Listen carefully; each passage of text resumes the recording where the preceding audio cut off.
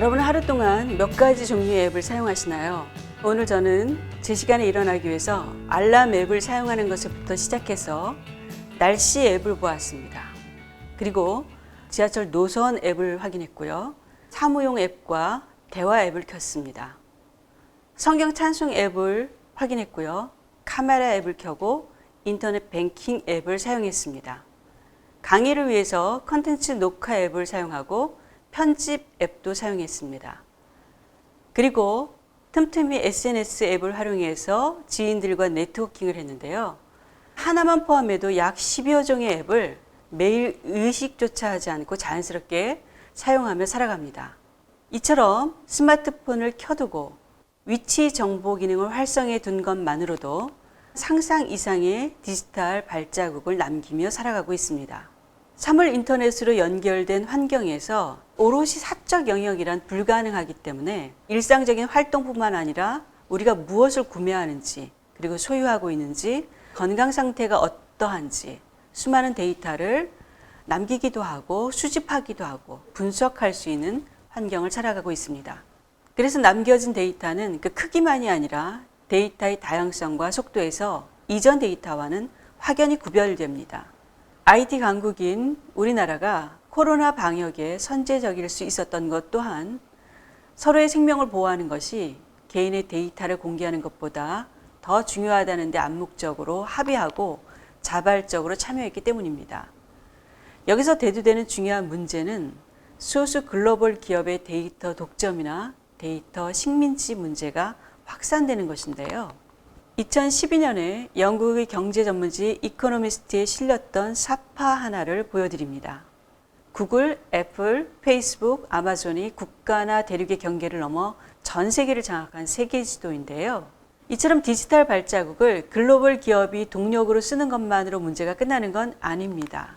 기술은 혁신을 위한 변화의 촉매가 되기도 하지만 객관성에 대한 믿음을 약화시키는 촉매가 되기도 합니다. 디지털 뉴스 리포트에 따르면 한국은 허위 정보의 경로로 유튜브를 가장 우려하면서도 유튜브를 통해서 뉴스를 이용하는 비율이 상당히 높게 나타났다는 것입니다. 이어진 보고서에 따르면 한국은 나와 같은 관점의 뉴스를 선호하는 비중이 40개국 평균보다도 훨씬 높은 것으로 나타났습니다. 정치적 양극화가 심화되면서 뉴스의 정파성이 증가하고 기술 알고리즘이 추동하는 반향실 효과가 이를 더욱 가중시킨 결과라고 해석해 볼 수 있는데요. 그러면서 나타나고 있는 탈진실 현상이 세계적인 문제로 부각되고 있습니다. 옥스퍼드 영어사전에서 포스트 트루스를 2016년을 대표하는 단어로 선정했고요. 페이크 뉴스를 2017년을 대표하는 단어로 선정했습니다. 한 기독교 철학자는 탈진실이라는 단어만큼 시대의 혼란을 잘 드러내는 단어는 없다라고 말합니다. 무엇이 참이고 거짓인지 확인해 보려는 생각도 없이 자신이 속한 집단이나 자신이 좋아하는 사람들이 주장하는 것이면 무엇이든지 참으로 여기고 그 반대편의 주장은 무엇이든 거짓으로 보는 태도가 탈진실이라는 말 속에 담겨 있다는 것입니다.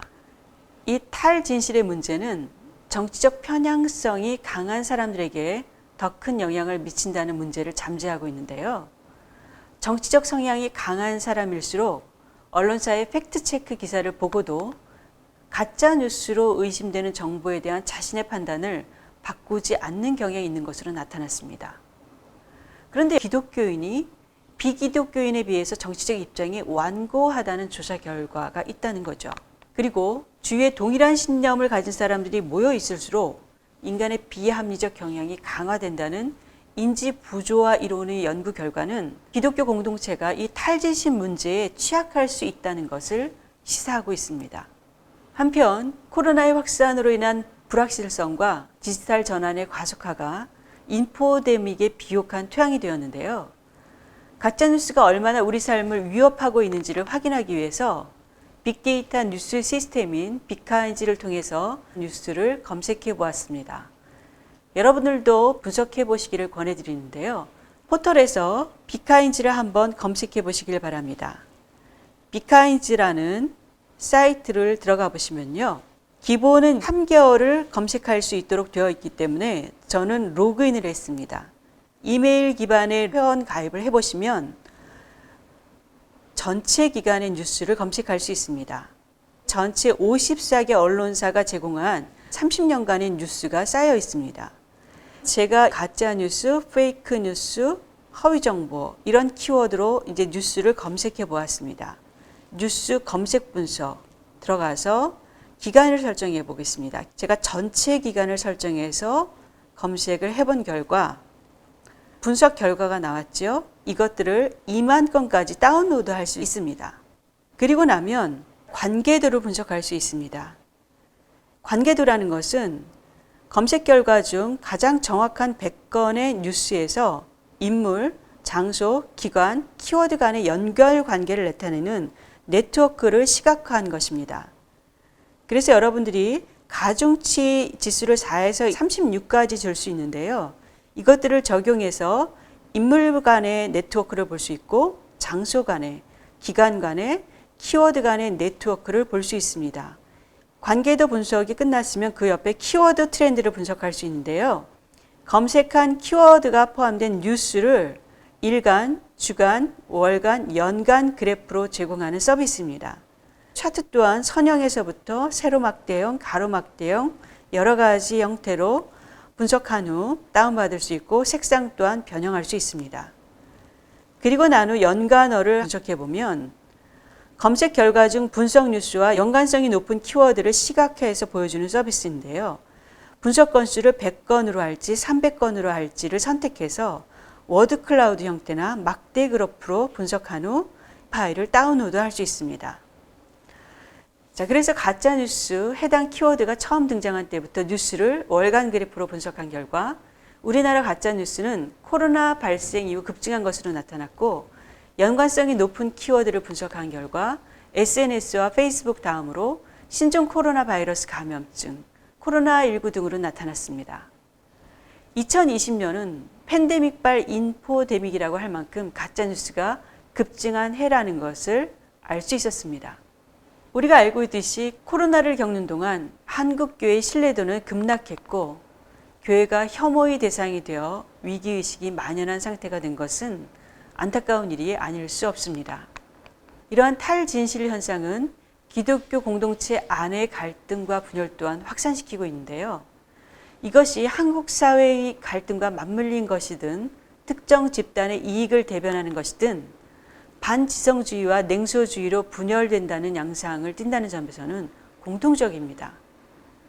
반지성주의는 참된 경건과는 거리가 먼 세속성의 다른 모습일 수 있고 냉소주의는 잘못된 우월감이나 배제와 혐오를 구조화시킬 수 있다는 점에서 모두 경계할 필요가 있습니다.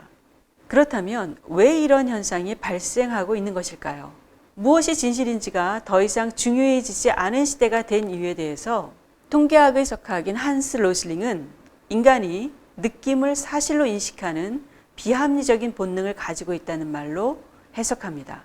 한스 로슬링이 2017년에 14개국의 각계각층에 종사하는 약 12,000명을 대상으로 세계 동양에 관한 사실에 대해서 얼마나 인식하고 있는지를 조사한 결과가 있습니다. 여러분들에게도 질문을 제시할 텐데 한번 맞춰보시겠습니까? 이 3개의 질문을 포함해서 총 13개의 질문을 제시했는데요. 12,000명의 사람들이 마지막 문항을 제외하고 평균 2개를 맞췄다고 합니다. 이것은 세계를 직관적 본능에 따라서 인식하는 데서 생긴 오해라고 설명합니다. 문제는 이 오해가 심각할 뿐만 아니라 체계적이기까지 하다는 것입니다. 인간의 뇌가 깊이 생각하지 않고 속단하는 경우가 많고 과도하게 극적인 것에 열광하는 성향이 있다는 것을 발견한 것입니다. 첫 번째 질문입니다. 세계 모든 저소득 국가에서 초등학교를 나온 여성의 비율은 얼마나 될까요? 60%입니다. 그런데 우리에게는 모든 것을 서로 다른 두 집단으로 나누려는 본능, 그것도 아주 거대한 틈을 상상하는 본능이 있기 때문에 60%보다 훨씬 낮은 수치를 선택한다는 것입니다. 여기서 모든 저소득 국가라고 전제를 했는데요. 전 세계 인구 중에 저소득 국가는 9%밖에 안 되지만 다수가 50% 이상이라고 응답을 했다는 것입니다. 그것이 간극 본능입니다. 저소득 국가는 생각보다 훨씬 적다는 것이죠.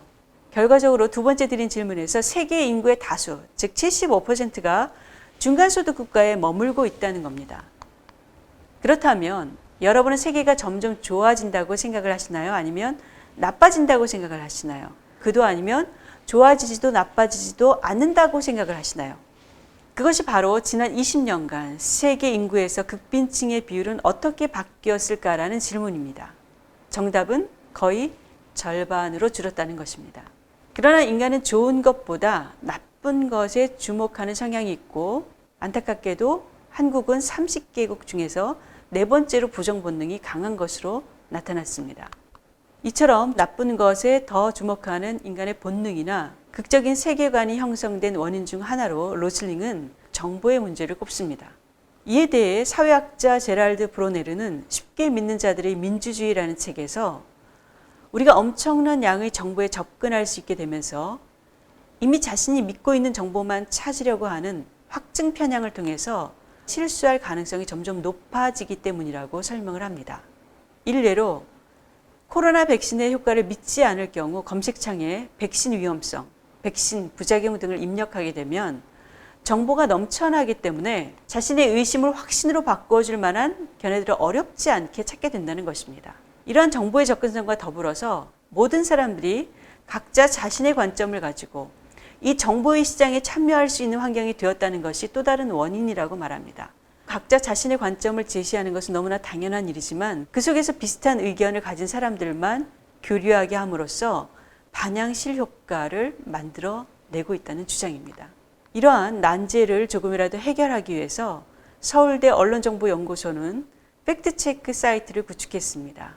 이는 언론사가 팩트체크하고자 하는 내용을 올리면 하나의 배지가 생성되고 이에 대해서 다른 언론사가 이제 교차 검증하는 시스템으로 판정 결과가 거짓에서부터 사실까지 5단계로 구분되어서 직관적으로 제시가 됩니다. 그래서 한 언론사가 거짓이요라고 했는데 다른 언론사가 사실이요라고 하면 수가 흔들립니다. 사실인지 거짓인지 판정을 유보하겠다라는 거죠. 이에 대해서 서울대가 관여하지는 않습니다. 플랫폼을 제공하는 형태일 뿐인데요.